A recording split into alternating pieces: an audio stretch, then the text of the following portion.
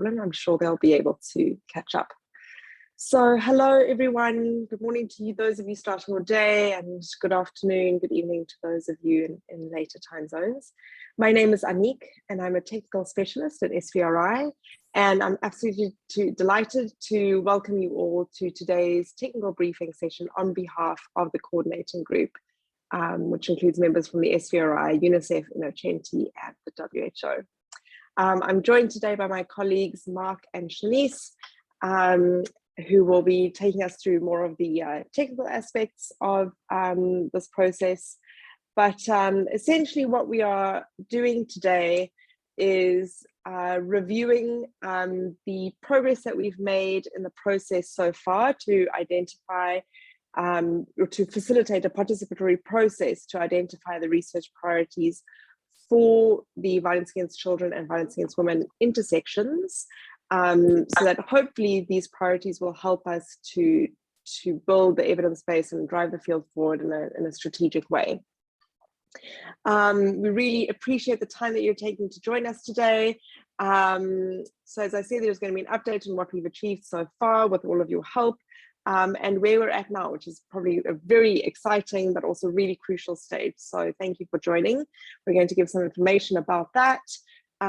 You are welcome to put any questions that you have into the chat, but also at the end we have kept aside specific time for additional Q&A. We are recording the session so that we can make this available to the people who could not join live, because there are close to 500 global stakeholders who've signed up, but not everybody could make it to the technical briefing session today. But we want to make sure that there's information available for anybody who could not make this, so they can still have the information in order to complete the scoring survey. And so with that, I will hand over to Mark. Thank you so much. Thank you, Anik, and also welcome to everybody from me. Some of you, I think, may have been involved in previous chinnery exercises and others, so I hope this is not too repetitive, and I'm going to try and be as quick as possible to allow some time for questions. So this is what I'd like to do. To talk to you a little bit about the recap of the process that we've gone through thus far, the results of the question generation step of the process, the criteria that we've decided on in terms of the scoring, the process of the scoring procedures, and then really importantly, what we would like to speak to you in terms of your role as stakeholders and how you can not only score and the priorities that are going to be sent to you, but also perhaps be sort of a little bit more active agents of getting other people to do that as well. And then we'll have some time for questions. Next slide. Thanks, Shanice. So the first two steps of the process have been completed thus far. So the first was an evidence synthesis and a scoping review, to look at what's known around the intersections of violence against children and violence against women. And then, and I'll give you more detail of that in the next few slides about the domains, the criteria, and the question generation. So both of those have been completed. The next step is for us to send out the research options, the research questions, and for these to be scored. And that will happen either later today or by tomorrow morning. You will have received an email with a procedure of how to go about scoring those research questions. The step 4 in that process, which will take place during July and August, will be the analysis of those of that process, the ranking. We would also hope if we get sufficient responses to be able to think about how we, or some sort of process of disaggregation by, for example, academics versus NGOs, regions of the world. So, and I'll touch on that in another slide.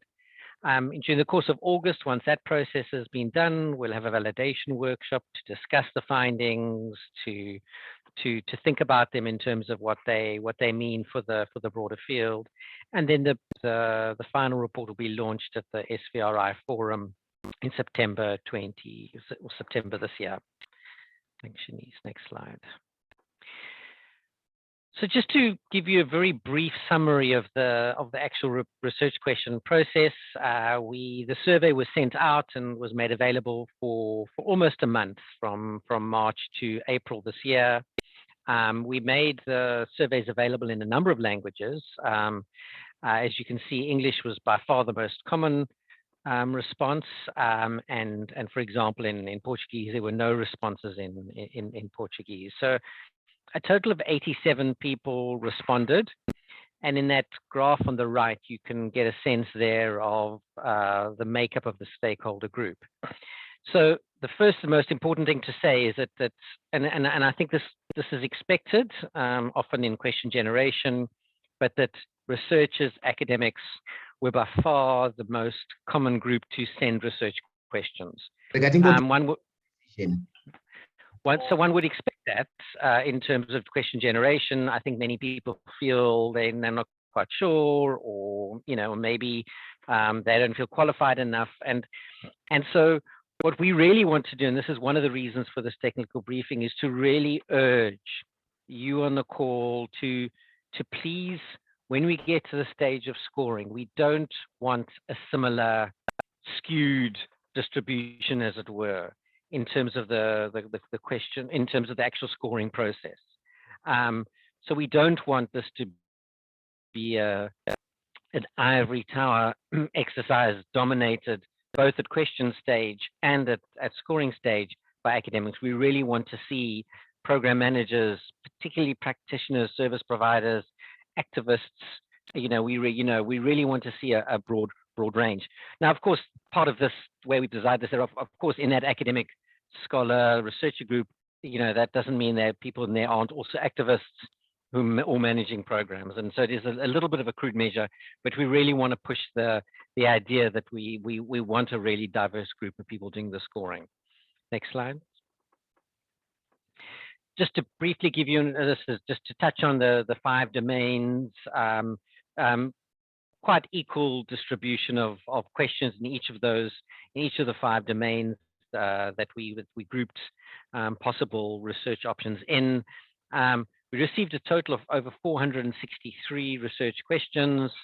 So you can imagine the work that Anique and others had to do to get this down to a manageable group, because obviously scoring 463 questions would not be an option. Next slide. This gives you an idea of the criteria that we've decided upon. For those of you that were at the first meeting or in previous Chinry exercises know that there potentially a limitless number of criteria that could be used to do the scoring. And we really had to try and balance, and this is always a balancing exercise, between the time it takes, in terms of the time it takes for scoring. So if we had, for example, 10 criteria, that means that for every single research option that there is, you then are scoring it against 10 criteria with a question attached to each criteria. In some cases, we've had 4 or 5 criteria. In other exercises, with up to 3 or 4 questions within each criteria. So that can go on for very many hours. So we try to limit it to these 3. And again, this not only will this presentation, but these slides will be available for anybody to look at while you're doing the scoring. So I'm not going to spend too much time on this slide, but the 3 that have been decided upon is applicability and impact, advancing the evidence base, and answerability and feasibility. Many people often ask about answerability and why would we have questions that aren't answerable. But that is an important question, because firstly, people, again, to use I'm one of those people sitting in the ivory tower, one of those academics. So when I say ivory tower, I'm talking to myself. I don't mean it too much as an insult. But what we imagine is answerable may well not be answerable to a practitioner on the ground. And also importantly is that there is a time frame we use. So for example, developing a vaccine for something may take, although with COVID we saw how quickly it can get done, but in many cases it takes 10 years or more. And so a question that ultimately might be answerable in 20 years may well not be in 5 to 10 years. And so that time frame is quite important. And also, obviously, the issue around answerability and feasibility is also key. Then we see the question, go back a slide, please, Shanice, is that it's also ethical, that the research can be done ethically. And in many cases, that there may be quite strong differing opinions about that. Next slide. So you will receive a link to the survey, as I said, either later today or early tomorrow for morning. The survey will be in a very similar format as the previous survey in terms of asking for research questions that you receive and available via SurveyMonkey. And then there'll be very clear instructions on how to score each of those research questions on each criteria. The survey will be available in English, Spanish, Arabic, and French. Given that there were no answers in the Portuguese questions in the original Portuguese survey we sent earlier, that's not, we decided in terms of saving costs to not include it in Portuguese, and that's also linked to the previous exercise where again there were no questions or answers in Portuguese. So linked to the clarity of the instructions, we'll make this quite clear in the instructions about how important it is to keep in mind the context. And here, this is global. This is not just low middle income, for example, which many of these exercises are. And that the time frame is the next 5 to 10 years. So again, if you feel that a question is not answerable in that time frame, even if it was answerable up to 20 years, then the answer to that would be no, it's not answerable. And that's obviously for each research question. The options for the research there'll be 3 of them, or in fact 4, but the main ones are yes, no, or maybe. And maybe is an important one, is you may feel the question's not clear, you may feel you have almost enough knowledge, but you're not quite sure, or you think you have a good sense of the answer, but you can't pin it down to yes or no. Answering maybe is perfectly acceptable. And importantly, there is also a 4th option, is to simply leave the cells blank. If you do not know how to answer them, then that's absolutely fine. Now, this is where the next issue obviously comes in, is if only 10 people answered this, and there were a whole bunch of questions where all 10 didn't answer that selection of questions, that would be a problem for us. The blank question or the blank answer gets accounted for if enough people answer this, and there's enough people who've answered every single research option based on these criteria. Next slide, thanks, Shanice. And that leads me into this this question is how important this role for us as a stakeholders at this crucial stage is not only for all of you on the call right now to please go through the survey and answer this. So if we achieve that, we already have, I think there's 3 of us here, so we already have then 18 answers. That's already a really nice start. But more importantly is for you to reach out to your colleagues in the field to participate. One of the questions we had at an earlier briefing session was, let's say I work in an organization and I've got the survey. Can I send it to other people within my organization? Because isn't that biasing it somehow? We all work in the same organization, and shouldn't we only have one response for that organization? And so the answer is like vehemently to that, no, we want as many people as possible. It doesn't matter if we get everybody in your organization. In fact, that's a really good thing. We want the wisdom of the crowds. We want to get in a collective view. And as much as we may imagine that even within the same organization, we may get very, very divergent views. And again, that's also really, really important. So please, and linked to that is that we're opening this up. I think it's in the first instance for 2 weeks. Invariably, or maybe it's longer, but then we'll extend it slightly. Ideally, it would be great if all of you could try and do this as soon as you possibly can, so that we have a really good sense as early as possible about how many people are responding, and that allows us some then breathing space, and that it'll kind of calm our nerves of myself and Anik and Shanice and others, that we don't have to really start pulling out all our favors, our hard-won favors over the many years to beg people to please score. So the more people you can send it to, the more personal favors you can call in to get people to complete it, the better. And all the information about the scoring and everything will not only be in the survey you receive, but also on the web page, where there'll be a link to it, where also this technical briefing, there'll be videos and other information available if that's needed. And I think that's the last slide. Yeah, and thank you. And now we'll open it up for any questions and answers that you may have. And thanks for listening.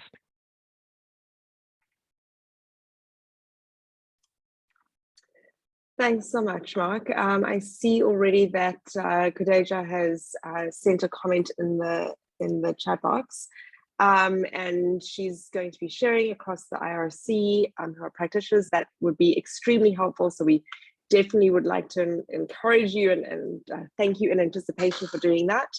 And then she asked, it would be helpful to know if you got a sense of the spread by global north-south by question generators. How many of them were academics from the global north, for example, or might we be seeing more diversity there? So that is definitely a question that we want to be able to look at for the next round, but we haven't analyzed the data that way for the question generation.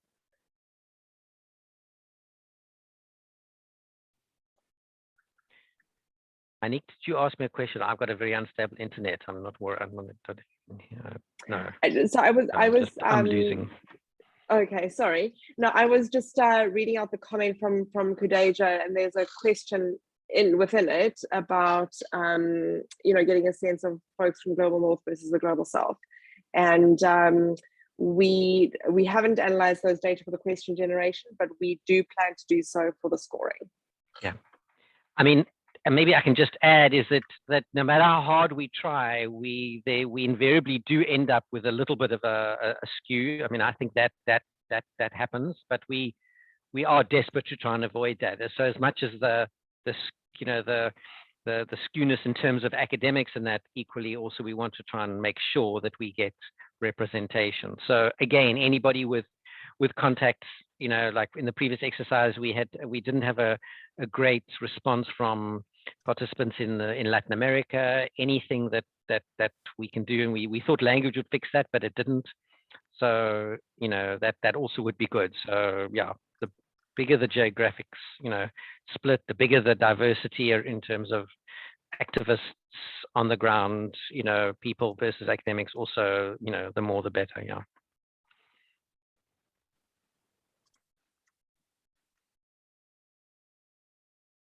Any other questions? You can feel free to unmute yourself or use the raise hand function or type it into the chat.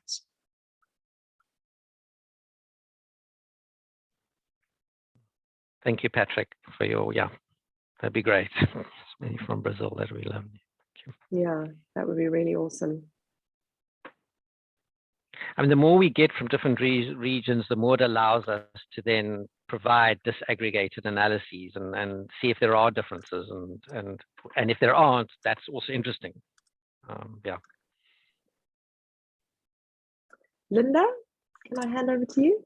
Yes, thank you. I'm from Nova Scotia, Canada, and from Persons Against Non-State Torture. And I think it's a great idea to ask more detailed questions about sexualized violence globally.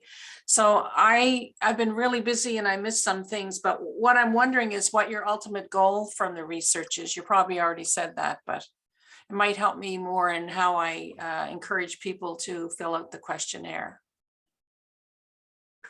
Sure. So the process that we're facilitating is an open and participatory global process to identify research priorities for violence against children, violence against women intersections that will help us better understand and then address those intersections. I understood that, but I mean, and then what do you do with that? You're going to use that report to encourage other organizations to think of it that way, or what are the long-term goals of your report? Mhm. So similar to the Global Shared Research Agenda for Violence Against Women and Girls in Low and Middle Income Countries, which is a process that SVRI co-facilitated with the Quality Institute earlier this year. The idea is to use it as an advocacy tool that will hopefully guide the field more broadly in which research to prioritize. And by having the voices of people who are going to be hopefully using the research outcomes, as well as those conducting the research and funding the research, then hopefully that means that it's representative very broadly of the field and has a direct policy and practice imperative and relevance. So that's the idea. Does that better answer the question? And it also is a benchmark for us to then in 10 years time reflect back, like how far have we come as a field, what have we learned more, and what do we still not know, to be able to then sort of go forward from that point. Maybe Anik, can I just add as well? I mean, I think, so I've been involved in way too many of Chinri exercises, and I think, Linda, your question's spot on, because often it's an interesting exercise and then one's not quite sure what happens with it. So I think part of this is from the start in both this and the Global Shared Agenda, their donors, for example, funders that are involved, to try and think about the extent to which this could be used to shape their priorities. And SVRI with Anik and Liz are also, which I think is just fantastic, have decided to, what they're doing with the SVRI Forum abstracts is to look at the previous Global Shared Agenda and look at whether the abstracts submitted, even though some of them obviously in terms of research cycles, people were doing research prior to that coming out, but to what extent the abstracts being submitted for the SVRI Forum later this year reflect what came out in that research priority setting exercise. So again, trying to make it a little bit more real, so it's not just an exercise, and as Anik said, to also ideally what would be even better would be somebody to track, and maybe SRI can do this, to track based on these exercises, do funding priority shift? Have there been policy wins based on things that were highlighted, for example, in these exercises, and then come to fruition later? So yeah, so I think there's a strong intention not to just make it a nice, interesting exercise, but to make it very real and practical and with outcomes and impact. Yeah. Thanks, Mark. And just to reiterate that the survey links are going to go out, as Mark said, either later today or tomorrow morning. Certainly the upload of the video and the audio from these sessions and the FAQ is only going to be available from tomorrow after our web person is back at work, but the surveys will be live as soon as the email goes out. Thank you to all the people who are saying they're going to be sharing across Latin America and the Caribbean region. That's really fantastic. And I mean, it is a global thing, so please, globally would be really helpful. I think when we looked at the Global Shared Research Agenda results, we saw that underrepresented regions specifically were Latin America and the Caribbean, the Middle East and North Africa, and Eastern Europe and Central Asia. And then to some extent, the East Asia and Pacific region, although there was a little bit better representation there than in the other three regions. So again, the more representation we have from different regions, the more likely we will be able to analyze the data sort of from different angles, I suppose, to see whether there's differences by stakeholder, as Mark has already explained, by region, or if we just split sort of global north by global south, for example, or low and middle income countries, or I mean, there's sort of multiple ways that we could split it, but that all depends on getting a big enough sample size or enough people responding to all of the questions, or as many as possible.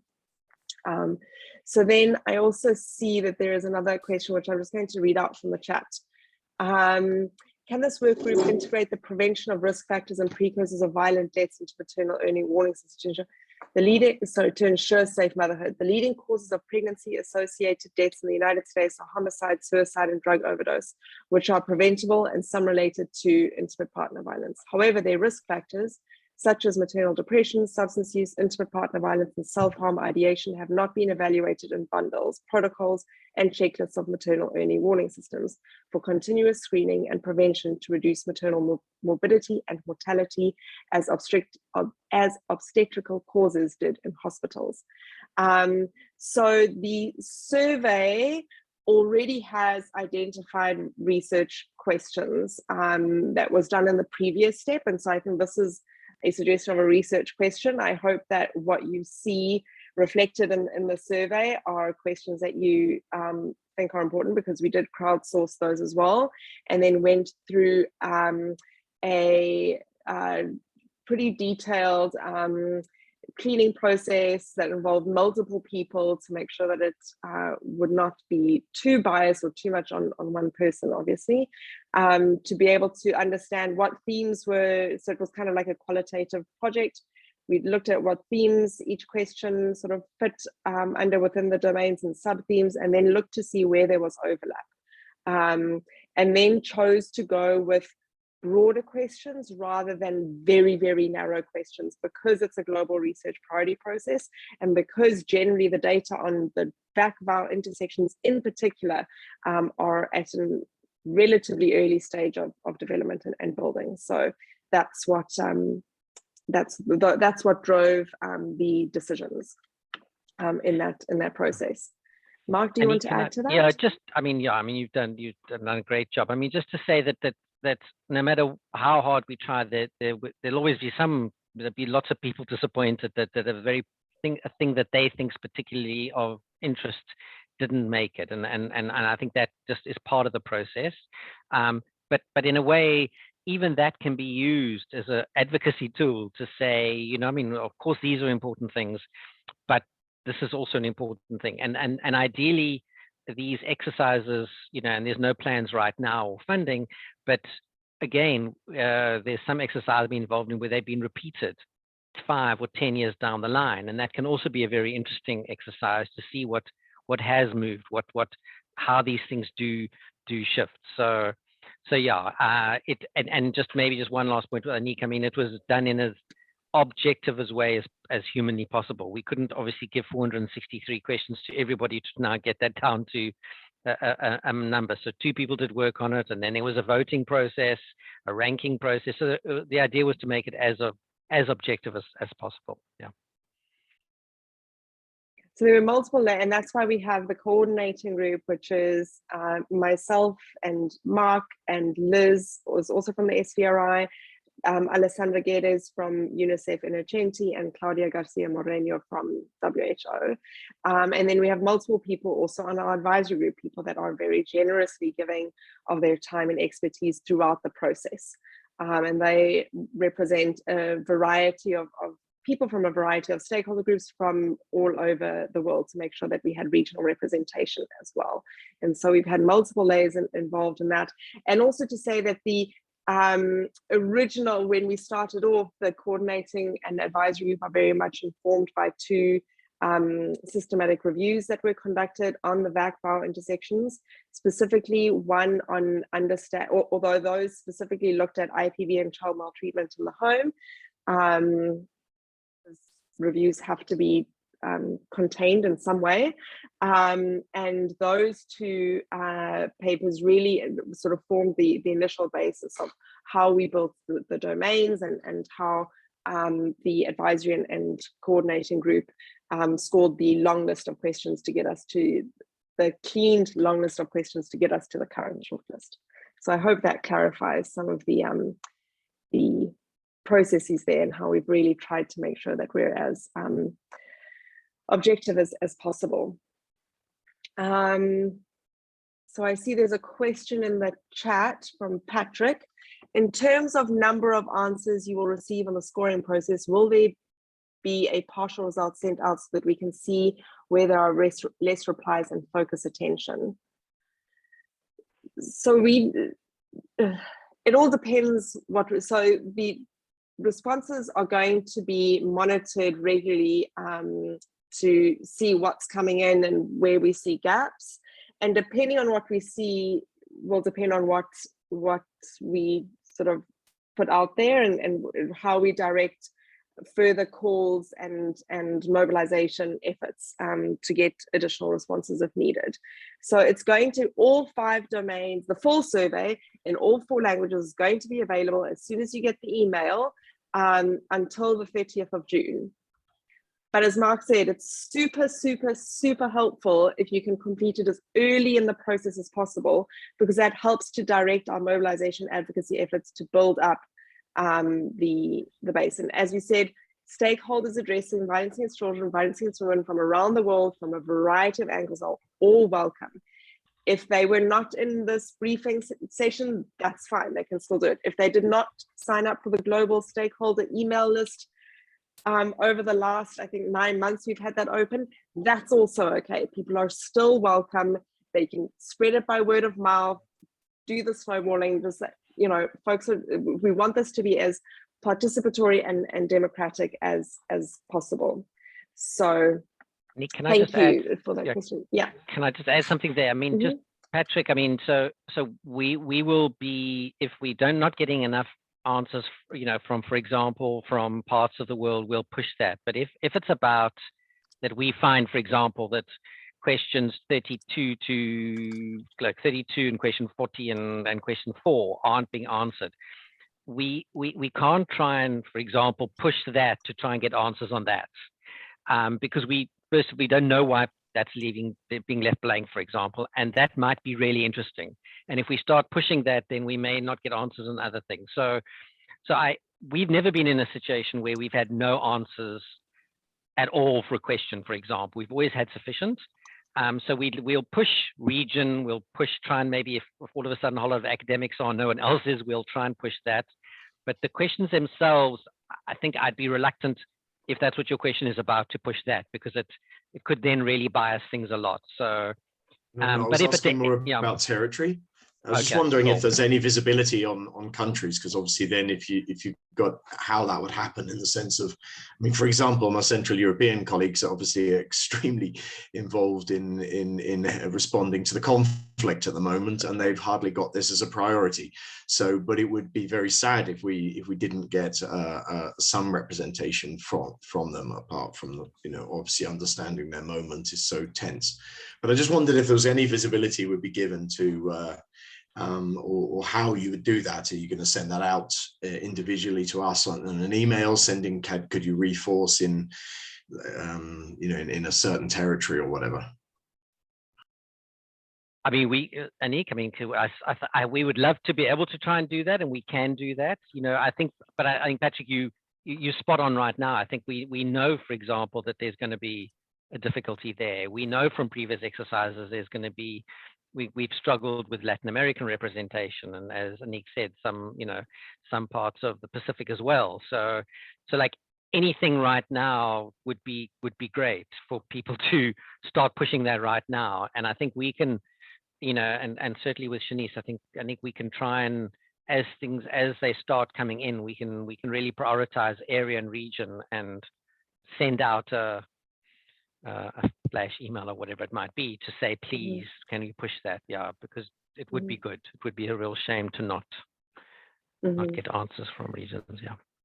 So yeah, so that also depends on what we get in, because if we get a good spread, then we wouldn't necessarily send out that information. Like, we're only going to email you again after tomorrow if it's really necessary, because we understand that everybody's busy and got super full inboxes. So we don't want to nag you and become irritating or just clutter your inbox. So we are just trying to find that balance of, you know, strategically sharing the information. It's not at all because we're trying to hide anything.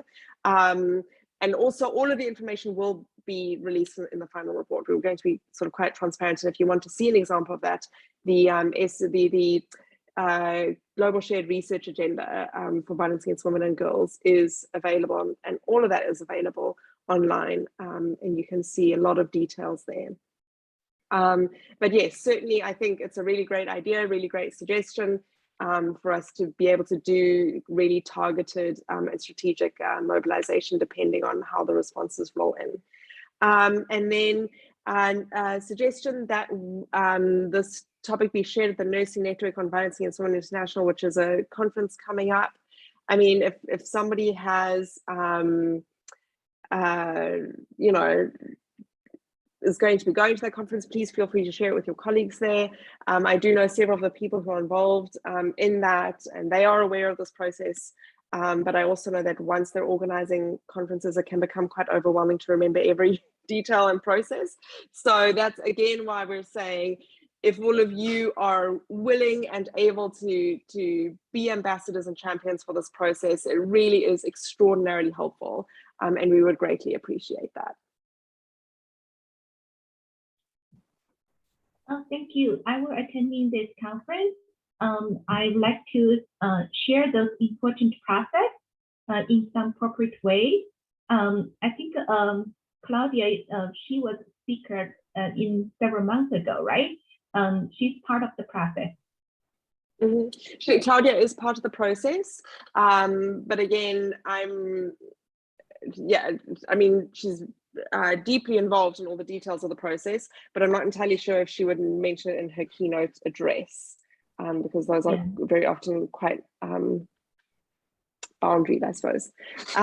So yeah, so please feel free. I mean, you'll have the link that, you know, Shanice is going to send, or Liz is going to send out the links, and you can share those as widely as you want. You can share them on social media. SVRI, UNICEF, and hopefully WHO will also be doing a social media push, so you can see it there as well. It'll go out in the SVRI update. So we're trying to spread this far and wide, and really would appreciate everybody's efforts to support the same. Thank you. Yeah. You mentioned lack of representation from Asian. So I trained as obstetrician gynecologist in Guangzhou, China, and maintain good connection with friends and professional networks there. So I will spread this information. Hopefully more voice from Asian can be heard. That would be brilliant. Thank you so much. You're welcome. Thank you for leading this important process. Great. So I think, are there any other questions? Mark, did you want to jump in? I just wanted to say, and maybe I'm out of line here, Nick, so just, you know, just tell me if I'm out of line here, but, you know, but the idea of this exercise is not, it's not proprietary. It's not somehow owned, you know, and so when the results are out, I'm pretty sure that anyone at SVRI will be very happy, King Lee, for you or somebody else to present the findings, to use, I mean, I'm sure PowerPoints can be shared, you know, to take a look at these are the results at a relevant conference. I think, Anik, am I right? Yes, for sure. Yeah. No, this is not owned at all by any of the coordinating group members. This is meant to be owned by all of us, you know, all of us as stakeholders wanting to address the issues of violence against children and violence against women. And so, yes, it is, and everything gets shared. You can see examples of exactly the kind of thing that we are planning to share with the Global Shared Research Agenda. You'll see it'll be very similar. So the launch, because we are doing one launch event at the SVRI Forum in Cancun, Mexico in September 2022, so this year, September. But we will also do an online launch event. For those people who are unable to make it to the SVRI Forum, we will also have an online launch event, and everything will still be available online, and the recordings of that, the PowerPoint presentations, the shorter executive summary, the longer article with all of the methodology details explained, etc., and the results will all be there. We do not plan to hide any of it or keep any of it. It's really, we want it to be used. So yeah, thanks, Mark, for bringing that up.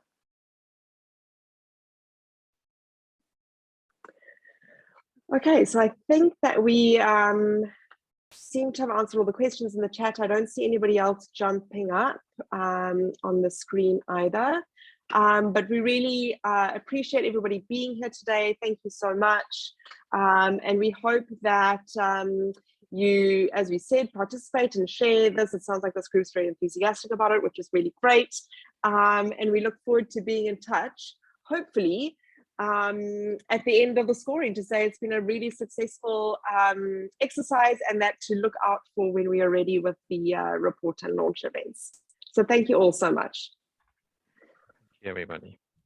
Thank you. Bye-bye. Bye.